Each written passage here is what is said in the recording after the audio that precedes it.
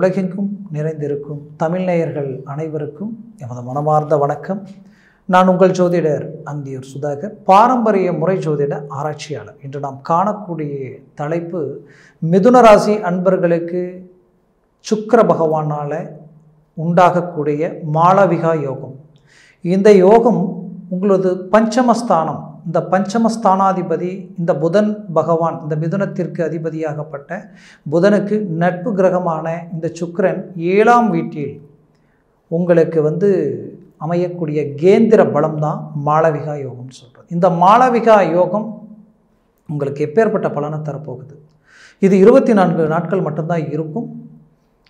ஜனவரி மாதம் 18ஆம் தேதியிலிருந்து பிப்ரவரி மாதம் 11ஆம் தேதி வரைக்கும் இந்த கால அமைப்பு. 12ஆம் தேதி மீண்டும் அவர் பெயர்ச்சி அடைவார். அப்போது இந்த 24 நாட்களில் உங்களுக்கு கிடைக்கக்கூடிய திடீர் மாற்றமும் மாறுதலும், அந்த மாற்றம் மாறுதல் எப்படி இருக்கும்ன்றதை இந்த நம்ம சேனலில் பார்க்கலாம். நான் இந்த காணொலியில் அதை பற்றி தெளிவாக விவரமாக நான் சொல்கிறேன். அதை சார்ந்த முயற்சிகள் எடுத்து நீங்கள் அதை சக்ஸஸ் அடையிறதுக்கு உண்டான முயற்சிகள் பண்ணுங்கள். மேற்கொண்டு பார்த்திங்கன்னா நம்ம சேனலை சப்ஸ்கிரைப் பண்ணாதவங்க பண்ணிக்கோங்க, பெல் பட்டனை கிளிக் பண்ணி ஆல் ஆப்ஷனை கொடுத்துக்குங்க. ஆக மிதுன ராசி என்பர்களே, கடந்த காலகட்டங்களில் கண்டகச்சனையினாலேயும் அஷ்டமச்சனையினாலேயும் பலவித துன்பங்களுக்கு ஆளானீங்க, பலவித இழப்புகளை சந்திச்சிங்க, மன உளைச்சலை அடைஞ்சிங்க, நம்பிக்கை துரோகங்களை சந்திச்சிங்க. உங்களுடைய உழைப்பை மற்றவங்க பயன்படுத்தி அவங்க வளர்ந்தாங்க, ஆனால் நீங்கள் கஷ்டங்களை மட்டும்தான் மிஞ்சி உங்களுக்கு நின்னது. இதனால்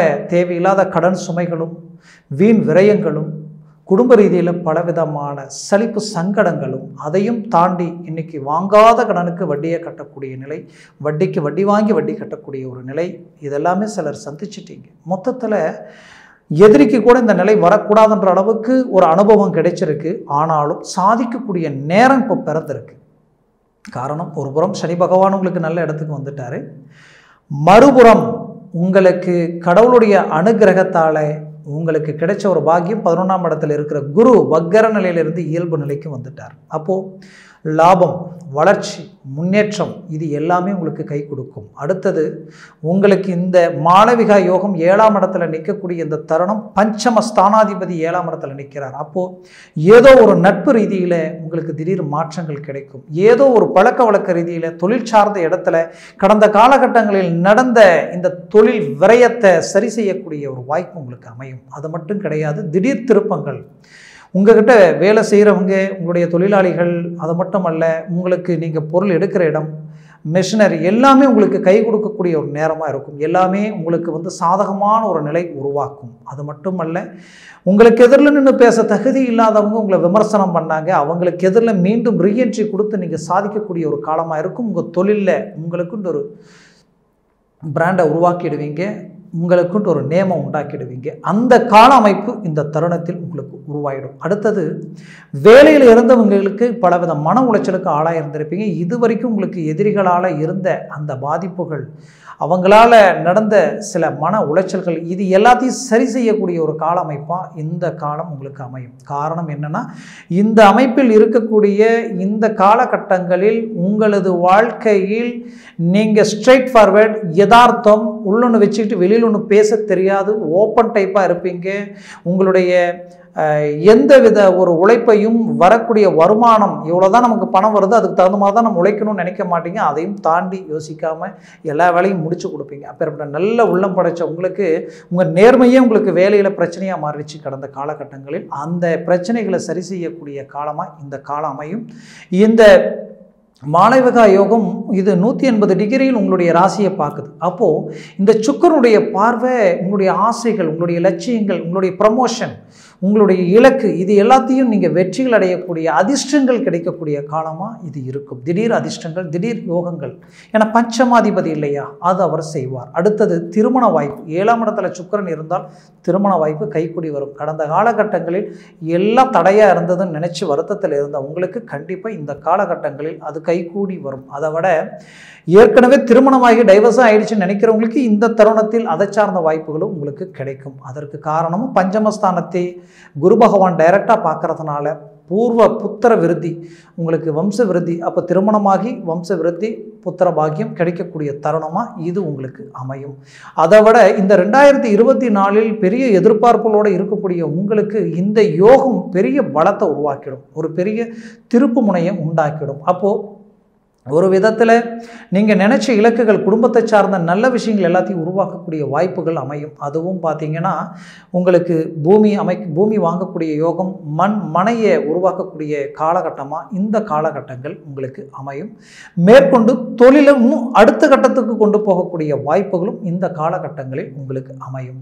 அதை விட மிதுன ராசி அன்பர்களுக்கு கடந்த காலகட்டங்களில் திருமண வாழ்க்கையில் பிரச்சனைகள் சந்திச்சிருப்பீங்க, திருமண வாழ்க்கையில் பலவித மன உளைச்சல் அடைச்சிருப்பீங்க. அந்த மன உளைச்சல் சார்ந்த விஷயங்களை சரி செய்யக்கூடிய காலமாக இது இருக்கும். ஏன்னா கடவுளுடைய அனுகிரகத்தில் நீங்கள் பட்ட கஷ்டத்துக்கு இப்போ 7ஆம் இடத்துல இருக்கிற சுக்கிரனும் அதே இடத்தை பார்க்கக்கூடிய குரு, அந்த குரு பகவானது பார்வை கரெக்டாக உங்களுடைய 7ஆம் இடத்துல விழுது. அப்போது அவரும் சுபத்தன்மையோடு பார்க்கறதுனால உங்களுக்கு குடும்ப ரீதியில் இருக்கக்கூடிய கணவன் மனைவிக்குள்ளே இருக்கக்கூடிய உடைஞ்ச அண்டர்ஸ்டாண்டிங்கை மீண்டும் ஒன்றாக்கி நீங்கள் சேர்ந்து வாழக்கூடிய வாய்ப்புகள் கிடைக்கும். 3வது நபர்களினுடைய தலையீடு ஒட்டுமொத்தமாக செதறி உங்களுக்கு விட்டு வெளியில் போகும். உங்களுக்கு இருக்கக்கூடிய எதிர்ப்புகளும் போட்டிகளும் பொறாமைகளும் விலகி நீங்கள் சாதிக்கக்கூடிய காலகட்டமாக இது உங்களுக்கு அமையும்.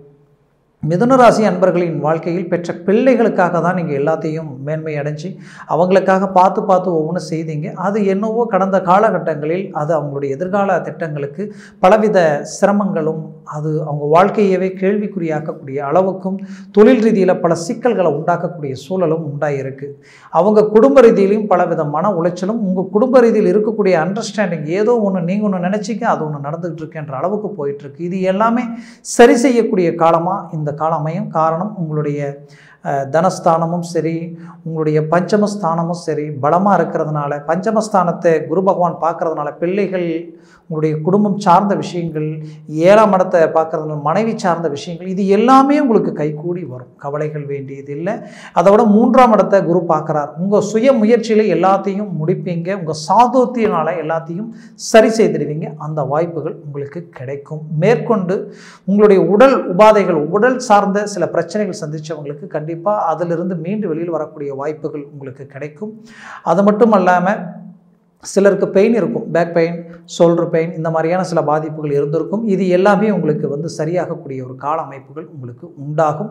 உங்களுடைய ஆரோக்கியத்தை கொஞ்சம் மேலோட்டமாக நீங்கள் செக் பண்ணிக்கிறது நல்லது. அதுவும் உங்களுக்கு மேன்மைகள் அளிக்கும். ஏன்னா உங்களுக்கு 4ஆம் இடத்துல கேது பகவான் இருக்கிறதுனால கொஞ்சம் நம்ம அக்கறை எடுத்து பார்த்துக்கிறது நல்லது. 10ஆம் இடத்துல உங்களுக்கு ராகு இருக்கார்.